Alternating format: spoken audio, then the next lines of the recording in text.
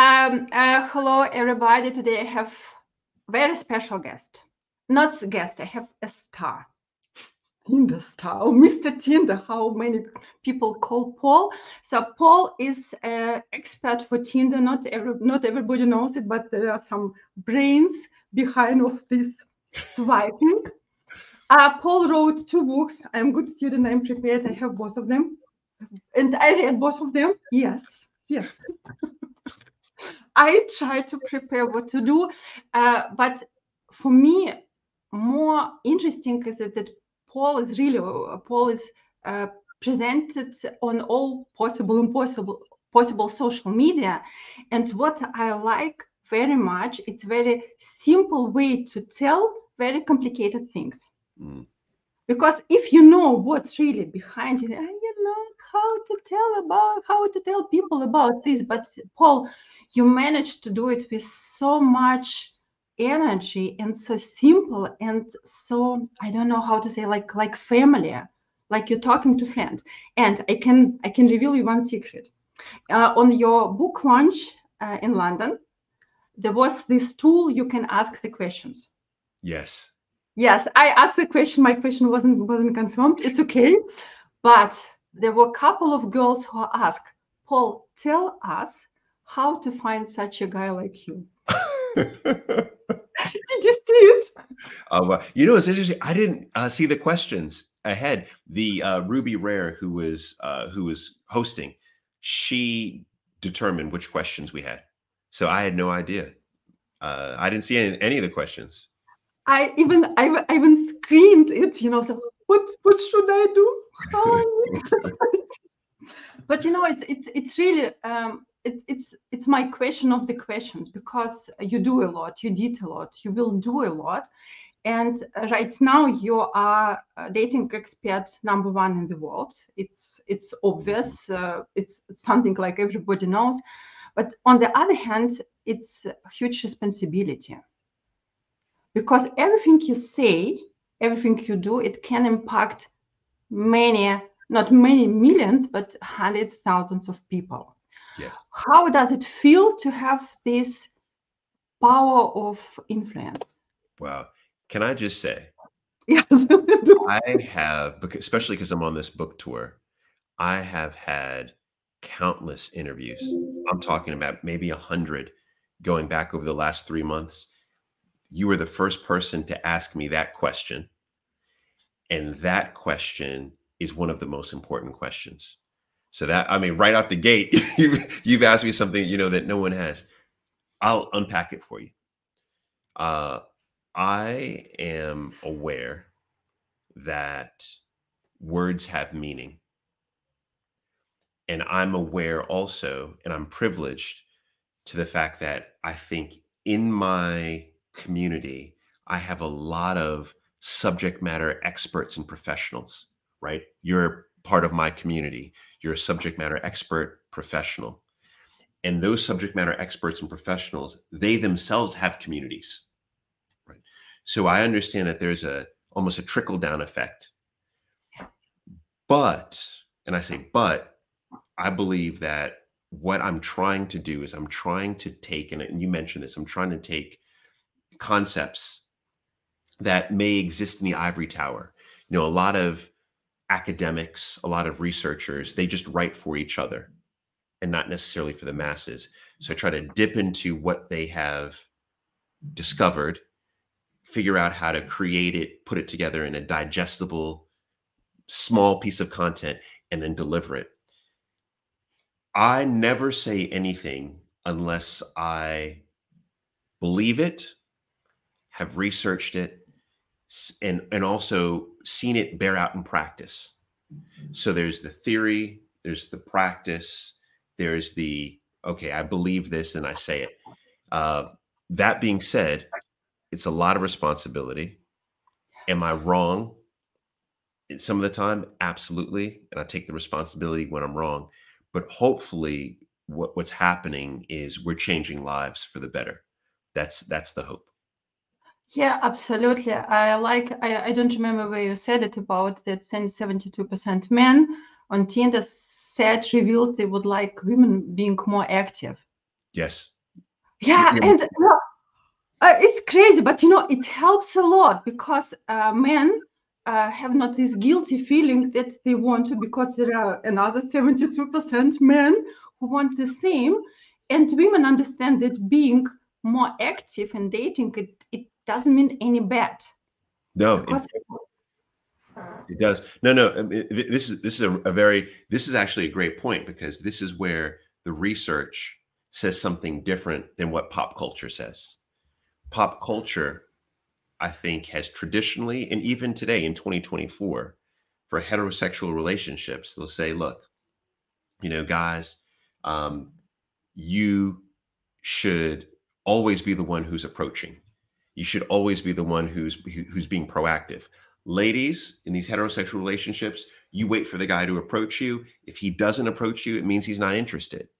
But when you then look through the data, and we have, especially through Tinder, you find out that most men, the vast majority of men, are actually fearful of approaching and would love for a woman to approach them.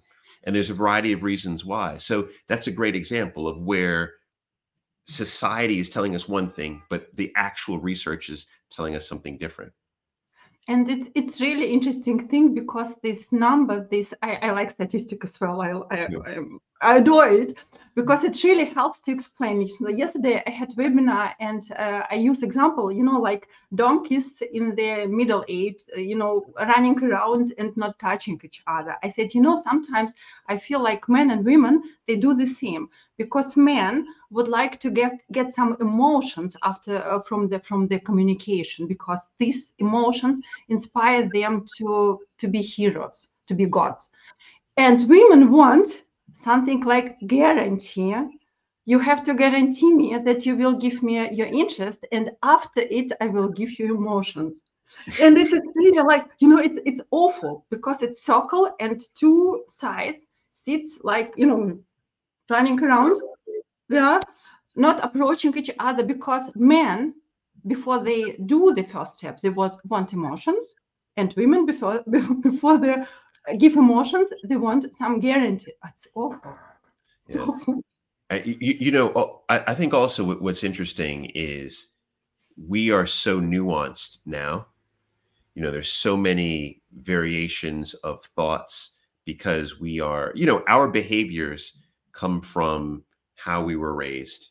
It comes from our attachment. It comes from how we understood and interpreted love, right? It comes, and as a result of the world shifting, we now, there's no, like, men or women, I don't believe, are monolithic, right? You have thousands of different types of behaviors that come from a man, thousands of different types of that come from a woman. So it's one of these where it becomes very challenging now to even dole out advice, right? Because we don't form fit into one specific box.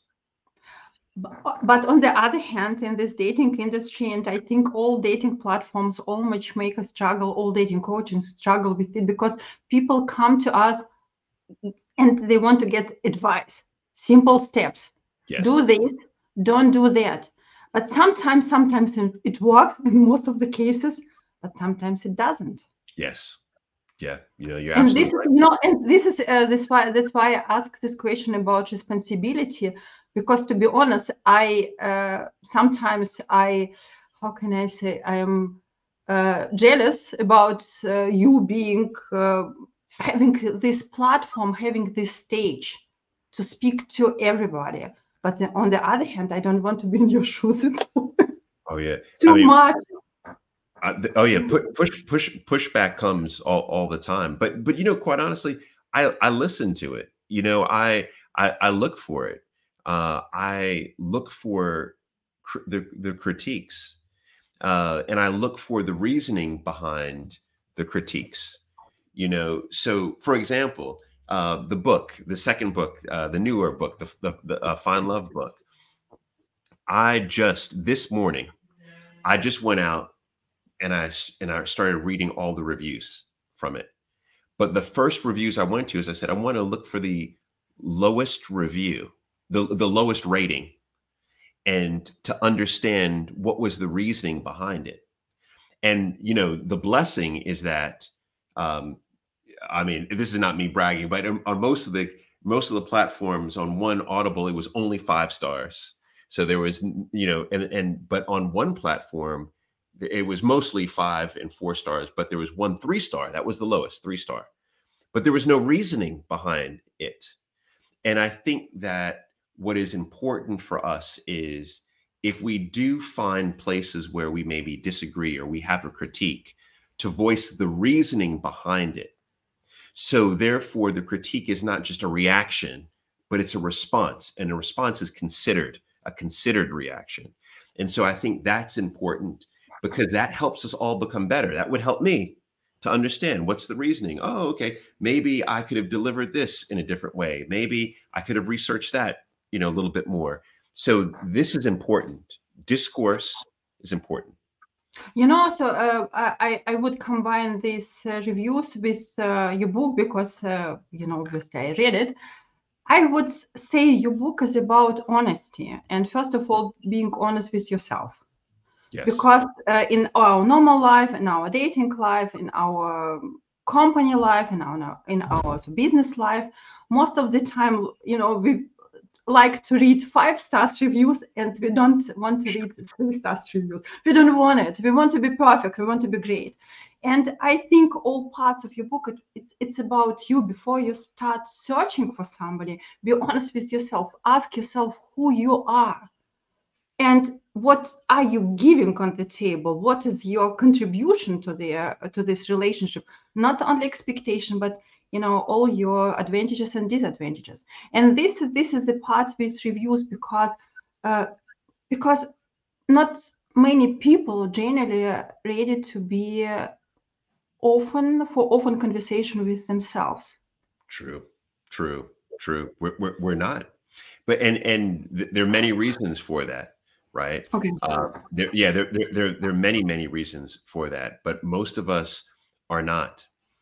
Most of us, this, and actually, I'll give you a thought, but I want to ask a question. Is this is going to seem like I'm going left, but I'll come back. Is, what is your opinion on Gary Chapman's 5 love languages?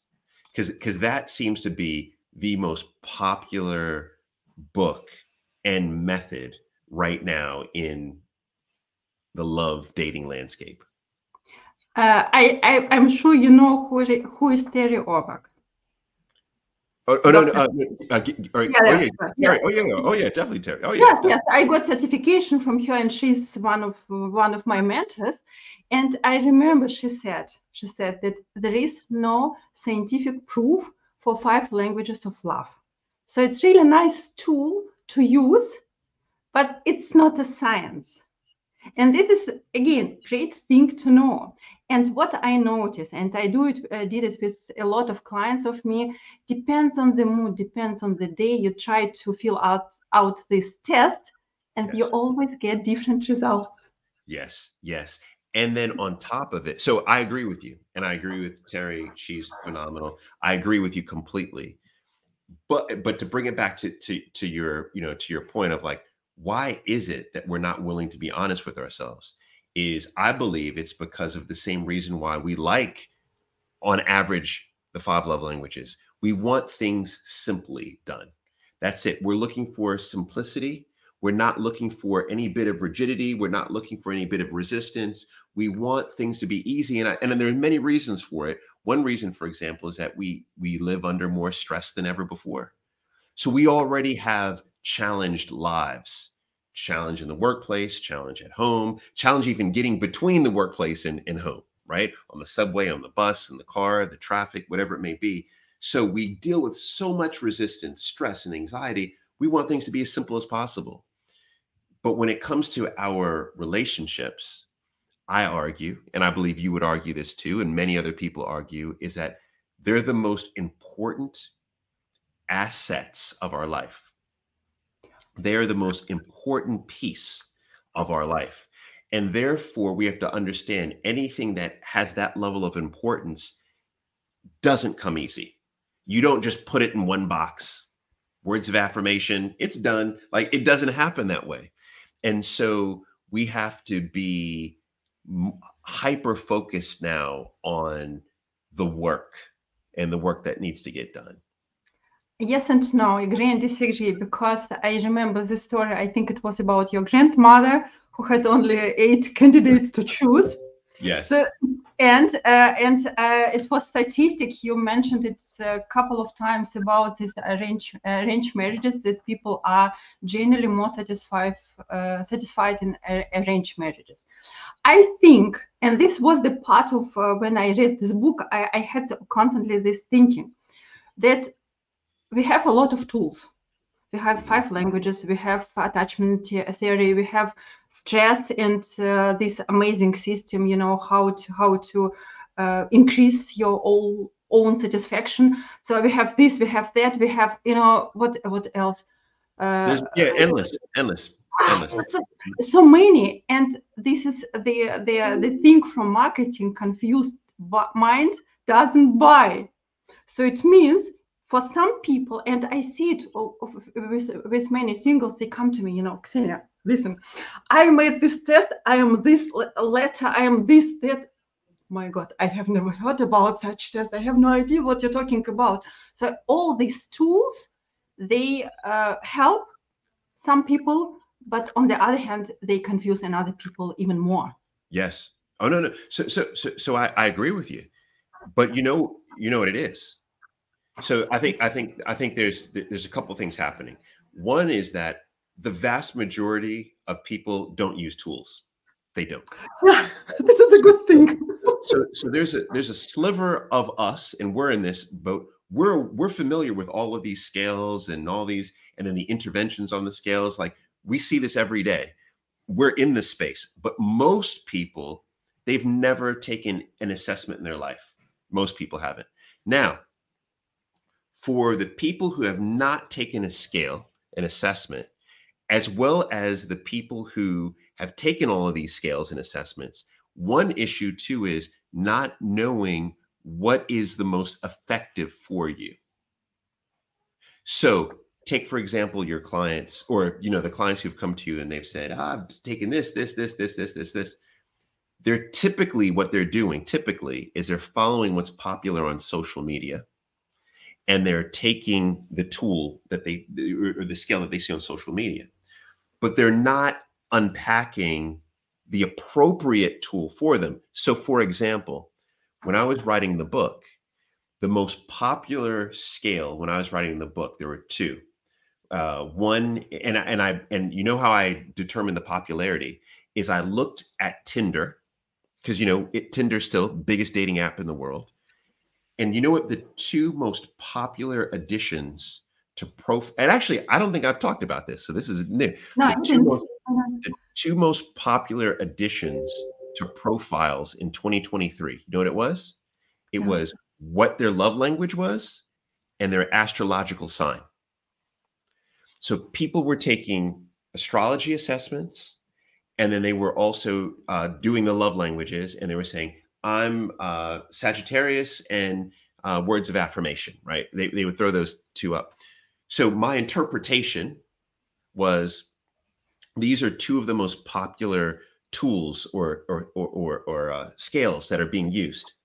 Now, I don't want to dismiss anyone in the astrological space or anyone that follows love languages.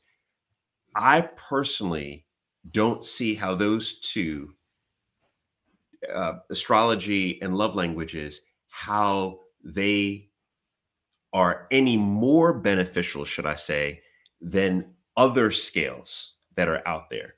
For example, in the book, and you know this, I talk about Carol Riff's 6 dimensions of psychological well-being. Now, if you've got love languages here, Carol Riff's is all the, like, you can't even, it's 100 times more important. Astrology, it's 100 times more important than an astrological scale. But you said most people prefer simple way. And it's so simple to say, I am this astrological sign, and only these 2-3 signs will fit to me, and other don't approach me. It's so simple to say, but it's again about astrology. So there are so many factors that can change the personality, even if you're typical sign and was born in the middle of this month and the time and place, everything is right. Depends on what family, depends on what your situation. I really liked, I was listening with open mouth on this book launch about stress, because people expected you talking about Tinder and some dating magic and how to find love, and the book is Find Love, but you started speaking about stress. Yeah. And I noticed a couple of people I know who went to the same presentation. They started posting something about stress. Yeah, they're like, they realize how important it is. Yeah, it is. Depending on who you talk to, it's the number one killer in the world, and depending on who you talk to, it's the number one enemy. I believe it is collectively our number one enemy. And doing the research of the book, I realized that it is having close relationships that are the best defense against stress, which then is the argument around having a strong partner. Yeah, absolutely.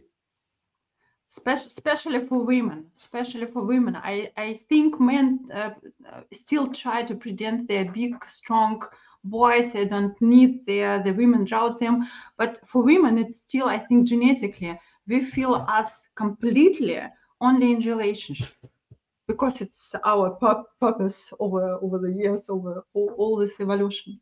Yeah, I mean, I believe that men and women, and you could argue, this is where I think this is a human being issue, right? Because you could argue, I think that there's strong arguments to say that there's even a disproportionate impact right now that men are having as a result of stress. But then you can also argue there's a disproportionate impact that women are having. So I think we have to just say, look, stress is taking out everybody and it harms everyone.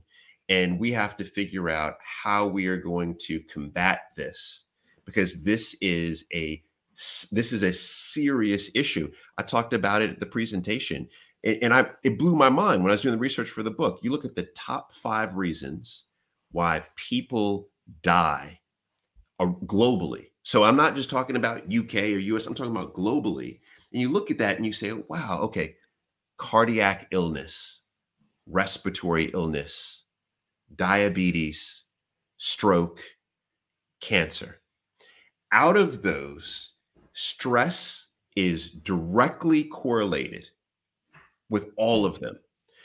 Either stress is the driver behind it, or stress is the exacerbator behind it, or as a result of stress, you have less ability to fight it, especially in the case of cancer, right? Have cancer, you have enormous stress in your life, your immune system is not working as hard as it could, right? So you look at all these things and you say, wow, stress is incredible. And then to your point around women, and especially autoimmune diseases, which women disproportionately have, 75 to 80% of autoimmune disease women, you realize this is incredible. And after that presentation, I had, I'll say countless, a dozen plus, right?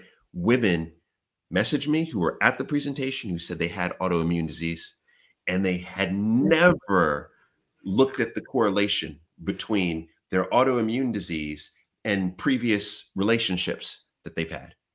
I mean, it was one of those where I feel like these are the topics that, so this is what I'm excited to talk about, to try to uncover these topics that are bubbling, that people are beginning to talk about over here in this corner in academia, and bring it over here to the masses.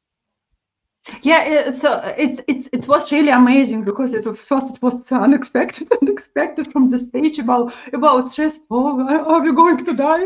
No, we are not yet. But it's really the thing people underestimate, especially if it's about dating. And this is the thing. I think Tinder, just because it's the biggest platform, it's really changed everybody's dating life.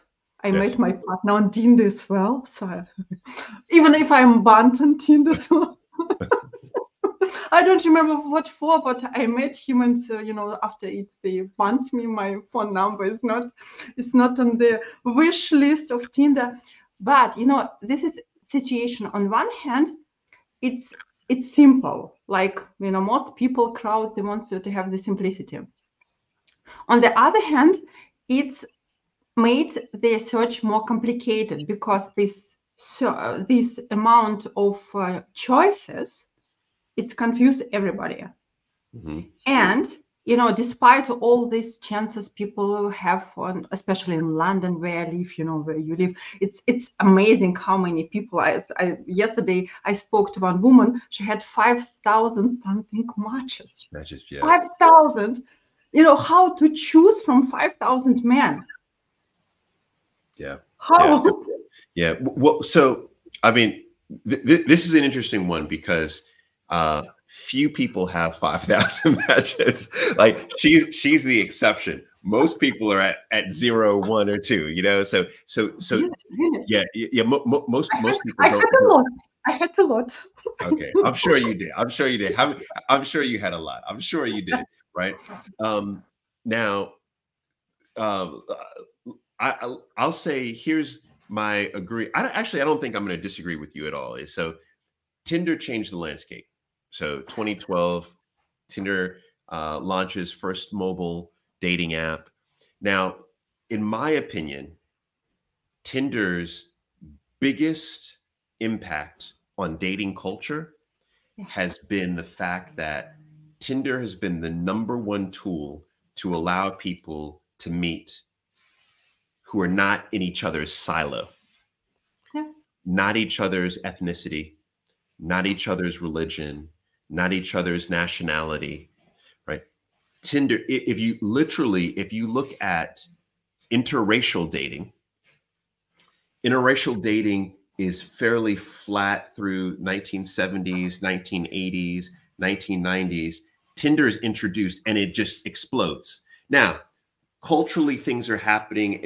There's many pieces to it, but part of that is the introduction of this app where now you could meet people who are not your ethnicity. So I think these are some of the advantages, the big advantages of Tinder and what Tinder has done. Now, to your point of the 5,000 options, too many options. One thing that we have to realize is that we truly don't have 5,000 options, right? Like, so that person who says she had 5,000 matches, does she really have 5,000? No. 5,000, 5,000, but she showed to me, but she was very clever. And this is really interesting thing. And I think you will like her approach. I teach this approach, I coach this approach, and you will like it because you have a lot of businesses. And dating is like business. What I'm going to achieve, who is my niche, how I'm going to brand myself. And she posted the photos where she showed herself as businesswoman, and she wrote in her text, only businessmen, because it's the same mentality. So it means automatically, even most men don't read what's written in women profiles. I can tell you they don't. They just but it was so clever because, of course, from this 5,000, I don't know, maybe 200 still left after this sorting out, and in the end probably she will meet somebody. But this is a really interesting thing about dating and love. Just because you are one of the faces of Married at First Sight, and this is a great thing because everybody who works with singles knows that love is not so important for relationship. More important values and friendship and having same ideas and so on. But marriage it's most of the time connected with love. So it means the idea Married at First Sight, it's like a conflict between feelings and brain. Don't you think so? No. I'll tell you my thought on it is what you've already quoted this. You know my stance on arranged marriage, right? Is that I think arranged marriage could be very, very effective to the point where I have joked about it, but if given the opportunity, if there was an interest on the part, if my sons were interested, I would work on their behalf, my wife, right, etc., to do a full arranged marriage for them. I would, and I've already, and this seems like a joke. My wife and I've already identified 2 potential partners for them already. Now, let's talk about this a little bit. When I say arranged marriage, people think different things. There are various forms of arranged marriages, many of which I think are entirely dangerous. And even though it is within a particular culture, it still is toxic. I just watched a documentary 3 nights ago about arranged marriages in Kenya. And this is typically taking place now between very low socioeconomic families and families that are not even high socioeconomic, but middle class. There was one particular story where a grandmother arranged for her granddaughter of 14 to marry a 48-year-old man. It was his second wife, and she did it for a cow.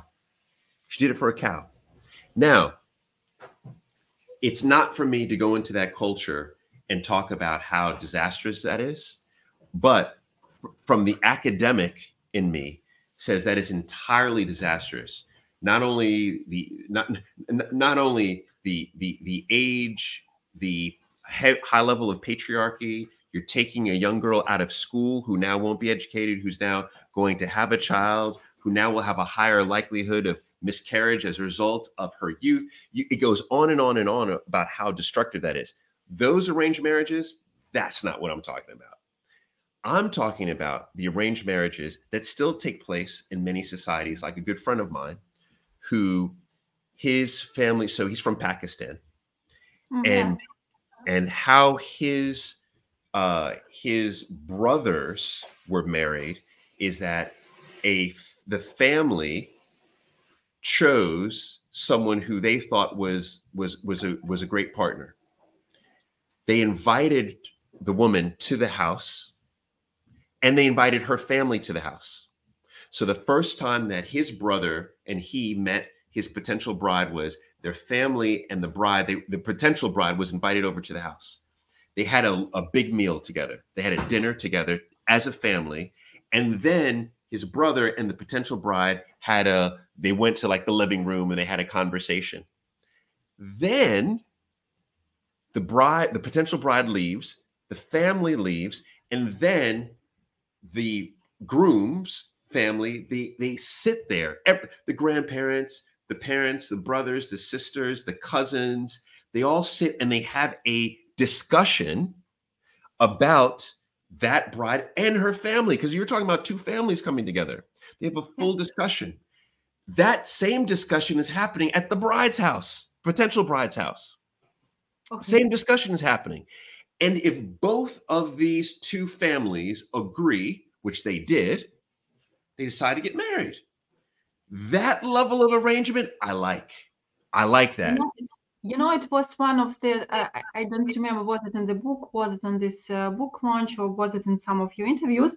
But I heard it a couple of times from you, that importance of friends and family for your decision in terms of partner. Something like your friends, your family, your community knows better who fits to you. But, you know, I saw so many situations. There was perfect couple, a lot of things in common and big love, but then sister, daughter, mother didn't like the bride and did, of course, everything to destroy the marriage. And most of these men are usually on the side of men. Interesting thing. And I continue working with this man, and it was all the time. So it means sometimes, like your situation, if they are, I don't know how, not very subjective, if they really think about happiness of bride and groom, maybe it works. But in many, many other situations, this family destroys the happiness of their groom or bride just because they're envious, or I don't know. So, sometimes, but you talked about Terry. You talked about Terry Orbuck. I got you on this one. You talked about our friend, Dr. Terry Orbuck. Do you know what Terry's brand new research? And hopefully, I'm not divulging anything she doesn't want to be divulged. But she mentioned this at a conference. Brand new research shows that one of the #1 predictors of divorce was how well the groom got along with the bride's family in heterosexual relationships. What was how well, right? I'm talking about after they were married. Yeah. So that is one indicator, and there's many indicators, but that's one indicator to show how important it is to have the buy-in of friends and family. Now, this is 2024. If you live in the West, UK, US, it's a society based on individualism, right? And it's not a society based on collectivism. And so therefore, there's going to be more tension in this individualistic society than a collectivist society. So this theory works much better if you're living in Pakistan, you're living in Turkey, you're living in Japan, versus you're living in the UK or Canada or the US. So there's definitely massive cultural nuance to this. Also, a lot of our families, unfortunately, in the West, we no longer spend time together. You know, I think about my family. I'm living in London now. They live in the, I see them once or twice a year. So for them to be able to make a decision on my behalf, if I was single now, it wouldn't necessarily work because we're not spending time together. So this scenario works. The arrangement works when you have a group of people, close-knit people who know you well. It's, yeah, that's where it was really big part of, now I understand why a big part of this Married at First Sight, because I watched, I think 8-9 episodes in one day, just sitting like this, what's going on.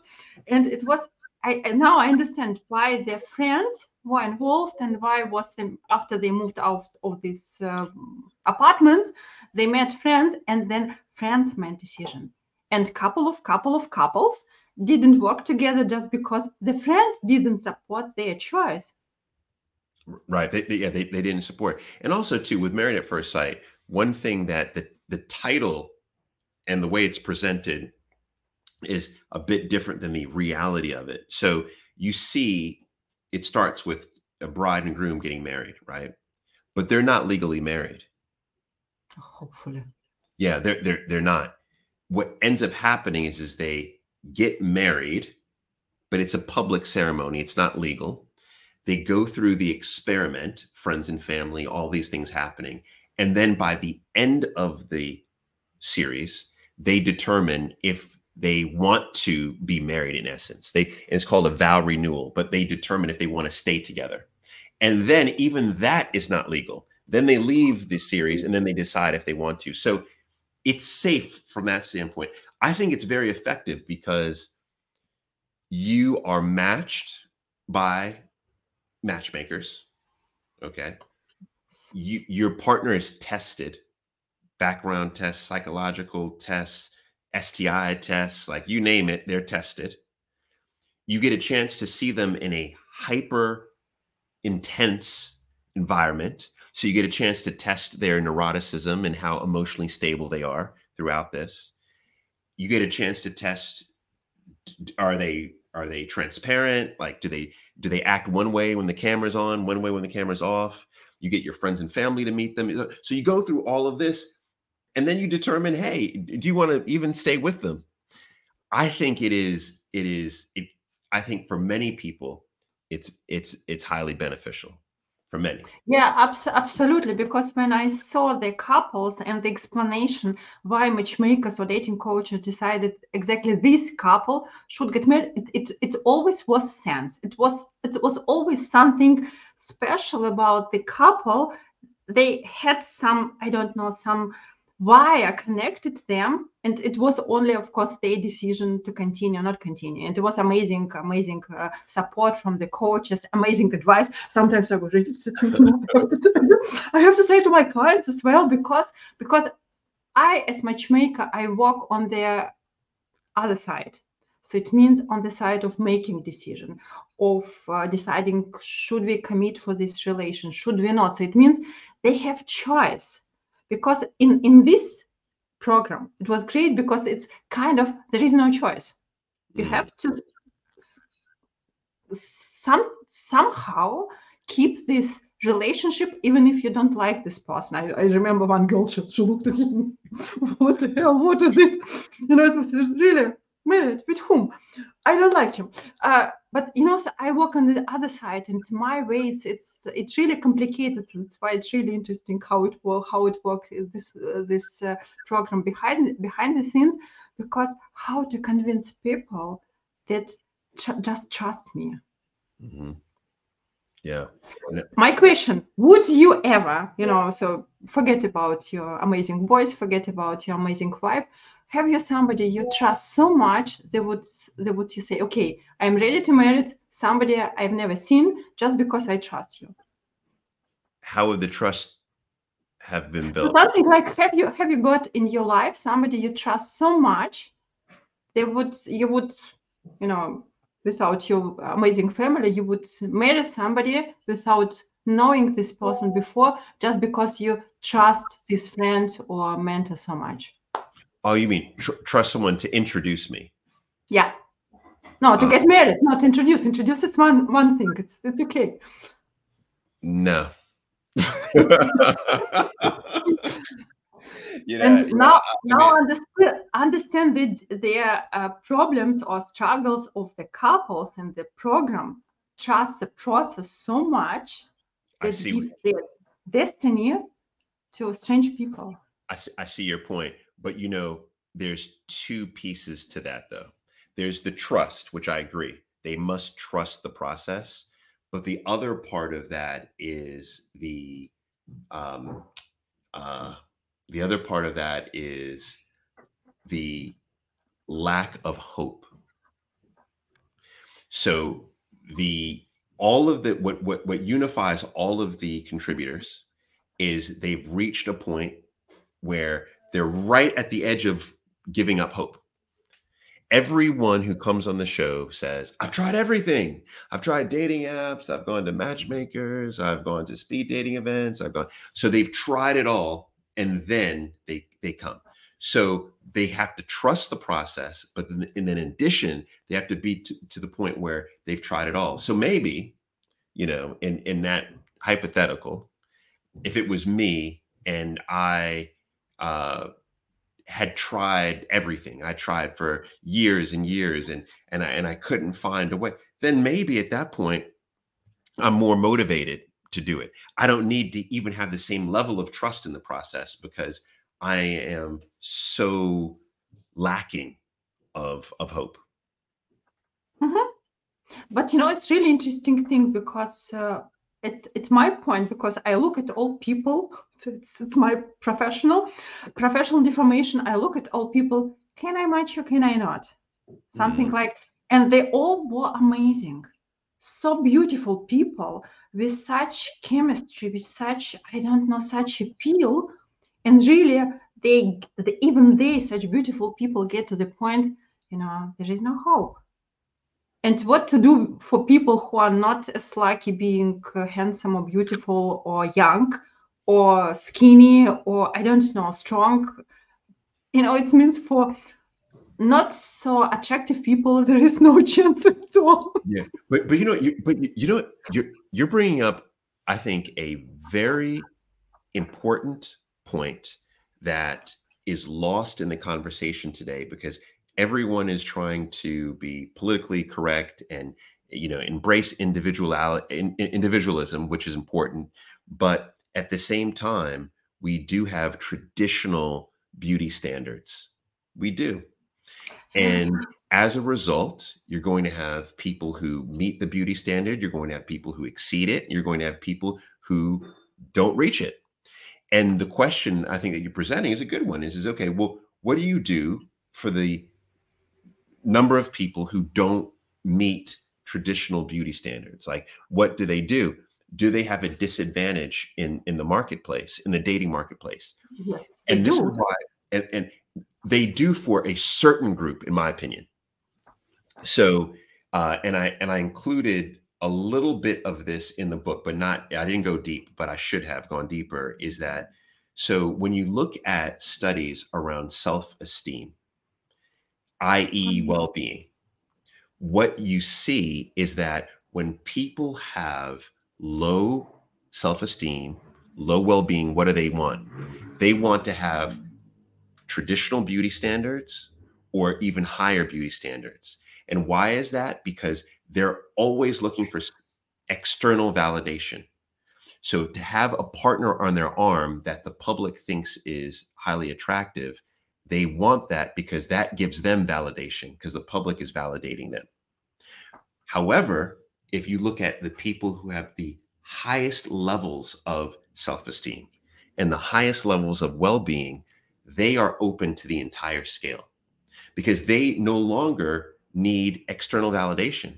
So they could have a partner who doesn't meet traditional beauty standards and may be obscure. Maybe there's a big birthmark that they have that beauty standards doesn't accept. Maybe their face isn't as symmetrical. Maybe they're not as thin, whatever it may be. But those that have the highest level of well-being and self-esteem, they're like, you know what? This person is brilliant, or this person has the most amazing eyes, or this person has the best conversation, or this person is a brilliant violinist, and I'm so attracted to that. Whatever it may be, they can find that thing that they love and love them fully as a result of that, and not care about the external validation. So this is why I say all roads go back to well-being, because if you have highest level of well-being, you're better able to not only attract, but identify other people who have that high level of well-being. And then your position on the standard beauty scale becomes less relevant. Yes, true. But situation is, I like this idea to combine this low esteem with traditional beauty values, expectations. But the question is, if I, for example, I get a woman, or many of us matchmakers get women, and I see she's not beautiful. She has to do something with her hair. She has to lose weight, because she can be very confident about herself, but men will not choose her because they don't need or don't choose, first of all, this confidence. They choose woman. And woman, it's still some expectation, something, I don't know, with skin or, spark in the eyes. It means she's amazing personality. And I have so many women with amazing personalities, really, wow. But I cannot match them because men will not choose them. This is a question. What should I do? Well, yeah. Okay. So this is a good one, but this is where we have to be careful not to put everyone in the same bucket. So could it be a lot of men? Could it be, X percentage of men who are not interested in that particular client? Yes. Is it all men? Not at all. I'll give you an example. There's a batch of men in particular. So if we're talking about in heterosexual relationships, that I think are the best for matchmakers.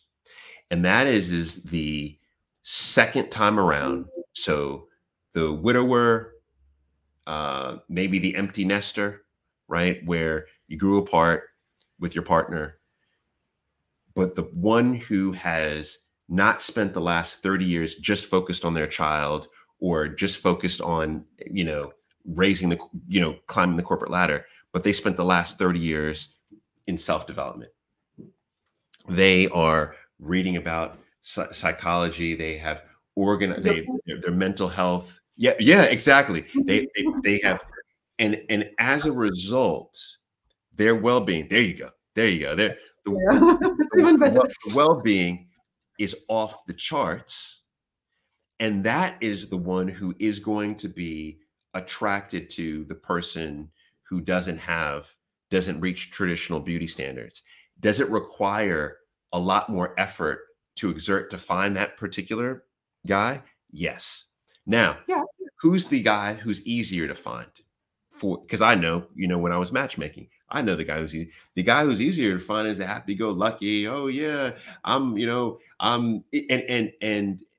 never had a relationship, but I'm open. Right? And typically, what at least I have found is that that's the guy who's one of two things. One is they have low self-esteem, low well-being themselves, even though they may look the part. But they have low well-being, low self-esteem. So therefore, they feel like they're going to a matchmaker like they're going to a toy store. I want the shiniest toy, right? That's why they're coming to us. Or, and this is the unfortunate, but it's the reality, and it's in the book. I think it's chapter 8, the dark tetrad. The men who are narcissists, or the women who are narcissists, the people who are psychopaths, the people who are Machiavellians, the people who are sadists, the bad people. We have to just admit and accept that the bad people in this world do very well when it comes to dating. They do great. And the data shows it. Yes, they are so great in manipulation. They know how to get to hearts, and they know what to say to women to get their hearts, to get, I usually say to get access to the body. It's so simple if you know how. But these good boys, good guys, they are so, I don't know, low self-esteem, or maybe not enough skills to communicate with the women. They wait for something and don't show anything. And bad boys, they know what to do, and they get the women. It was amazing part of this book presentation. I wrote down this statistic about people under 30 years old being single without children. How many of them have sex? Yes, mind blowing. It's awful. Can you repeat the numbers? Because I was in the presentation, I know, but other people don't. No, absolutely. Yeah, it's mind blowing, and it illuminates the big problem that we're facing now as a society. So it's the GSS, the general survey that's done in the United States, but these numbers reflect the UK. Is so 10 years. So because the GSS has been tracked, I think, since the 70s. So you can go back 10 years and see that the percentage of men who were not having sex in the United States was 10%. The percentage of women not having sex in the United States, and this is under the age of 30, no children, 16%. So you think, okay, men are having more sex than women, right? That makes sense. 10 years ago, it makes sense. You fast forward to today, and what you find is that it is now it's actually 33% of men not having sex. So it's going from 10%, 1 out of every 10, to now 3 out of every 10 men not having sex. That's a massive, that's over 100% increase, right? Of men who are no longer in the sexual market. But for women, the percentages stay the same, 16%. So as a result, what you see happening is you see that if women, and this is tracking heterosexual relationships, you see if women are having the same amount of sex and men are disproportionately having less, it means that there is a small percentage of men who are having much more sex, like dramatically more sex. And you can see now, as a result, why you have increased mental health concerns with men, why you see a rise in the incel movement with men, why you see a gravitation towards, the Andrew Tates of the world, why you see um, why you see polyamory even becoming more of a popular conversation, because you have, if you are a heterosexual woman wanting to participate in the dating market and you are 28 years old, well, chances are you will have to consciously decide if you want to share one of these men, and so it becomes a new, big, nuanced conversation, because then you add the fact that as a result of this, or this is one reason, but as one reason in there is that we're having less children. So the replacement rates are not there, because every country has a fertility rate. Yeah. And if you are not meeting the fertility rate, you're not meeting the replacement rate. So therefore your population is decreasing. So, and then a lot of these men in the pockets that you see where they are, if they are not in the sexual market, they become more violent. Literally, they become more violent because, and I saw it with myself, is when I'm single without a child, testosterone's all over the place. I'm living wild, you get married, biologically, testosterone drops.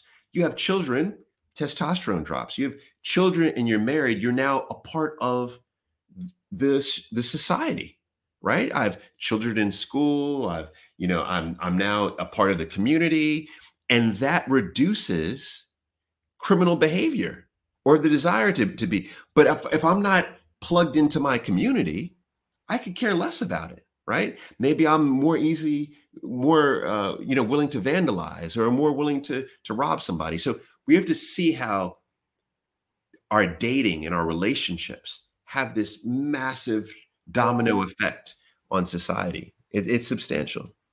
Yes, it's true. And I heard some personal statistic from one of my clients. I always say there are two words for men in their profiles to increase their chances. I think double. Oh. One is working in the bank. The second word is Switzerland. Interesting. Yes, because if somebody lives in Switzerland, it's automatically more interest from women, even if it's a border with Switzerland and Germany, because I work most of all with German, Swiss, and Austrian men.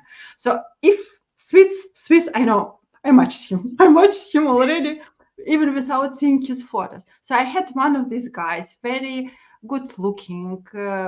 I don't know, like status. You smell money. Very good educated, very good behavior. He said, even good looking, a lot of money, really a lot of money, crazy money.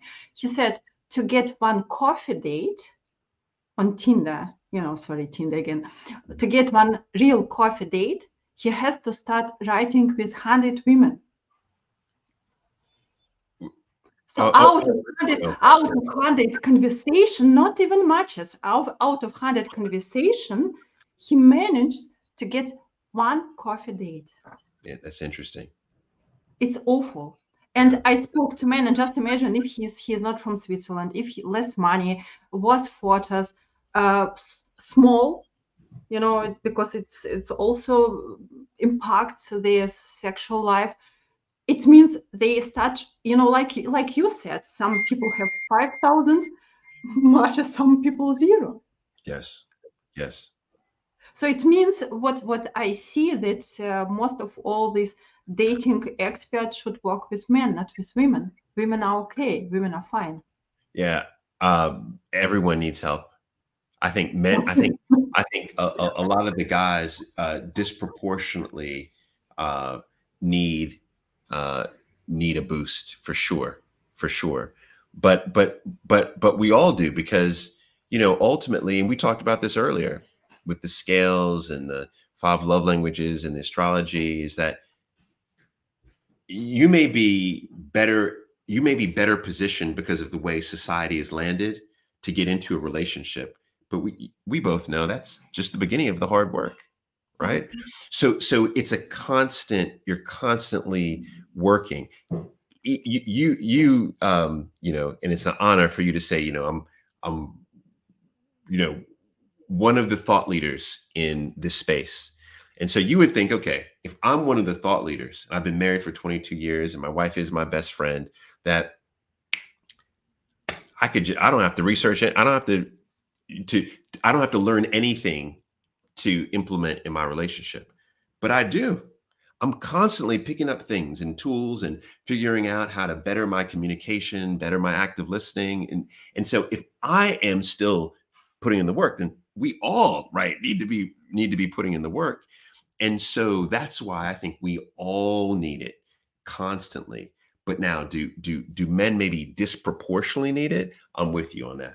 Like it is, we've reached a point where I am scared.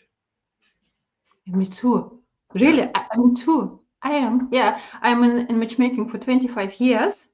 I know how it was before internet, how simple it was before internet, and without all this knowledge, you know, psychology is quite new science. It was simple. Yes. Because it was really simple to explain and it worked. You know, again, like your grandmother and 8 candidates, it worked. But now, despite all this choice, I'm really scared, especially about men. Yeah. Okay. But you know, so it was one of my questions, but you answered this question about you as being, you know, dating star, knowing everything about dating. But even you have probably bad days in your relationship and arguments with your wife and your children. And I think sometimes you don't know what to say and how to keep it going. Oh yeah, absolutely. Absolutely. I think having constant, you know, so to go back to relate this to the scales, is the reason why we have scales is typically as a therapist will use the scale to determine what the weakness is, or the you know, the voids, and then they will then identify the intervention to introduce as a result of the void. And then they monitor. So it's scale, intervention, monitoring. So what I'm constantly trying to do for myself is I'm constantly trying to learn a new concept, learn something new. Like the biggest epiphany, and I mentioned this on stage and in the book, is that I always thought values was the #1 driver to a high satisfaction relationship. I always thought it was, and it still is very important. Sexual compatibility is very important, you know, socioeconomic levels and all that, very important. But personal satisfaction is even more important. So even understanding that nugget, then I think, okay, well, what can I do to raise my personal satisfaction? Because that will have bearing on the satisfaction of my relationship. So I'm always trying to pull the nuggets, but then figure out, does it resonate? Can I implement it? And if I can implement it and it does impact, then I feel comfortable talking about it. So for me, quite honestly, over the last maybe year or so, my autonomy, which is one of Carol Riff's 6 dimensions of psychological well-being. If you can raise your autonomy, you'll feel like you have higher self-satisfaction. I have worked on my autonomy because I've always felt throughout my career that I have had to bow to the powers that be. You know, I've always felt that there's pressure and I have to acquiescence to the pressure. Whereas I now move more independently, you know, even in how I dress is much different. You know, if you look at photos taken on Married at First Sight, or, you know, those are clothes that were given to me. They're like, Paul, you know, for you to be expert, you got to wear this blazer. You know, you have got to do this. But, you know, I've pushed back to say, you know, that's not me. I am different. I'm not crazy different from what you're trying to depict, but I am different, and I need to own who I am. And so that's part of it. That's the importance of showing up for yourself so that you show up in your relationship. But you know, it's not the same. Probably this will be the last question. So I promise to your assistant, don't keep you too long, and I did. Sorry, I'm sorry. But you know, so you speak what about your clothes? It's more about your business and business issues or business position, and you are in the position you can say, I'm not wearing it anymore. It's not for me. You have this freedom to decide. It's great because it's one of satisfaction levels, being free, not in your family only, but in your generally in your decisions, not being slave of your job. Even we all are. But you know, so what I really like that you said, knowing or getting new skills, you improve yourself. Yes. You don't go to your kids, you don't go to your wife, you don't tell them what to do better. So you work on yourself. Yes. Yes. And this is a great thing, because most of the conflict in the couples and the relationship, I don't like you doing this. You do it wrong. My mom knows better how to do this. You have to do it like my dad. It's something like changing them. But more important is to, think about mirroring yourself. Absolutely. And normally when you do that, and you're with a partner who has love and respect for you, they can have disagreements, but they have love and respect for you. They normally become inspired by that, and I even see it with our kids. It's like my wife loves yoga, and she did yoga for like, I don't know, who knows, 3 to 5 years before my son sees her doing it. And he's like, hey, let me start doing yoga. 9-year-old, let me start doing yoga. And then I get inspired. I'm like, hold on for a second. Let me start doing yoga, right? So you could see how one person focusing on their self-improvement, developing new skills, new abilities, their well-being, how it has a trickle effect to those around you. It's crazy. It's crazy. That's why, we finish where we started, because all your activities, online, offline, and your amazing marketing team that works for you and help you to get this message to the world. So it's really little things. What this famous quote, little step for mankind. Oh yeah. Yeah, that was the moon. That was the moon landing. But it's the same, because moon is far away and we are here and we are singles and we need this advice. We need such knowledge you gave to people. And just because I work more with the singles on the continent, not less in the UK, more on the continent, I'm so happy to record this interview, because they don't know what's happening on the English speaking market. Yeah.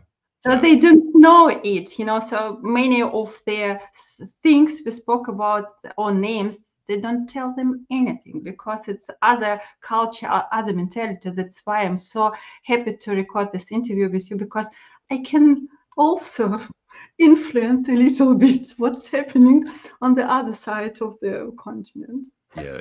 And I want to say thank you. I really enjoyed this.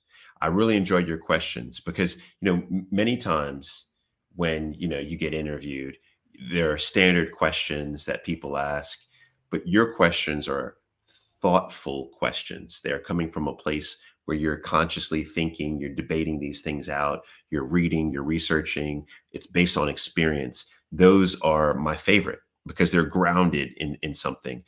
So I very much enjoyed this. Thank you. Thank you very much. I hope one day we meet without camera, without recording, and I ask a couple of questions about where it first signed you're not allowed to say. All right, done. I'll take you up on that. I will take you up on that. Because I was part of a German production and now one Austrian production, not Married at First Sight, but similar. And for me, it's really interesting what has been shown and what's behind the scenes. I like it. So. All right, done. We will talk about that. Thank you very much. Thank you.